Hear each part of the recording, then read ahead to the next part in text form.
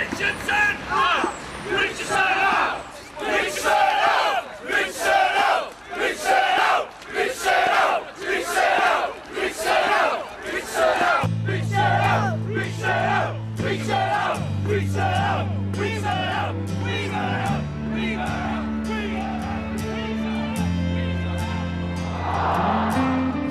It was humiliation, not just relegation, when Rovers dropped out of the Football League in 1998 with a record number of defeats.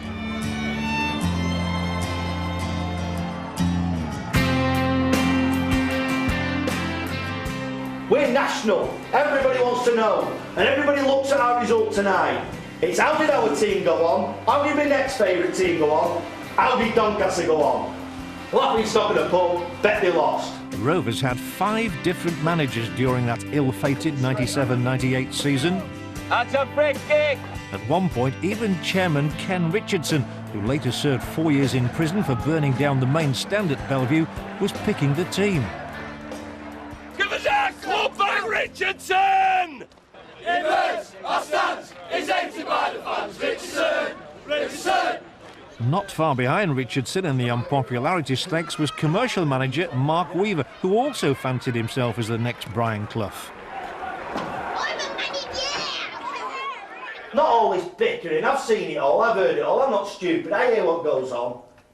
Crap, oh, I don't think he should be in, I don't think he should walk right back in. Who's picked this team? I'm telling you who's picked it, I picked it. If you're going to have a different attitude than sometimes you have, where you've missed the offsides and missed this and that. I'm not going to... And the fans have seen it, they see you, looking across the line, think, he's offside again, did they not? When? No, I offside. Many games. Many games. Well, the fans will know that. You don't have to talk to me about that, every fan knows that. Time was soon up for Weaver and Doncaster.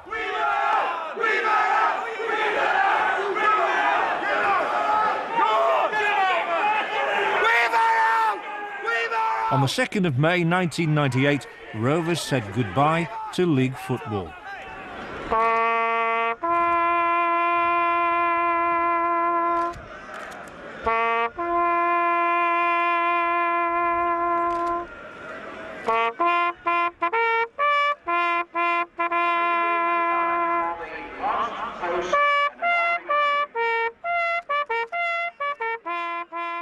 When I went to the Colchester game, which was the last game of the 97-98 season, the relegation season, I actually thought that that was the last game I would ever see Doncaster Rovers play, having watched them since I was 7 years of age, which was 1958 in the old second division. And it was an incredibly sad day, and I must say I had tears in my own eyes.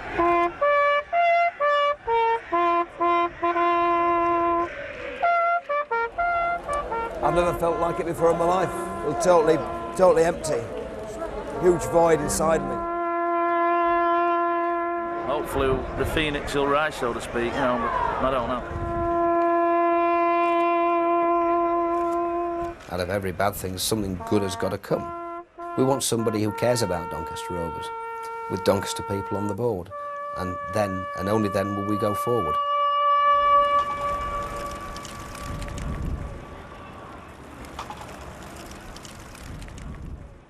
Many people came up and said to me and said, "Is there anything you can do?" And I said, "Well, I don't know whether there is or there isn't, but I'll certainly try." And I did try, and well, I first became chairman in the summer of '98, and then eventually myself and Peter Wetzel bought the club for 50,000 from the Irish consortium that had bought out, Ken Richardson. Yeah, I mean, all I'd really like to say is that Doncaster Rovers is the long sleeping giant, and I just feel for once in our history we've got a chance now to move forward. Doncaster could easily sustain a quality First Division team. Obviously we've got a long way to go, we're not even in the league at this moment in time, but we're all trying to pull together, to work together. We hope the people of Doncaster come out and support us, because at the end of the day the team is really theirs, although I know they haven't felt that in recent times. The problem was that I bought a club for £50,000, but in reality, there was nothing there. We had no nets, no team, about 3 or 4 players, only of which 1 or 2 ever played for the club. there was absolutely nothing. The ground was absolutely derelict. I've never seen a club as low as Doncaster Rovers were in the summer of '98. There's some great doubt whether the conference would even accept us. I had to give personal guarantees and all sorts of things for the conference to accept us as a football club.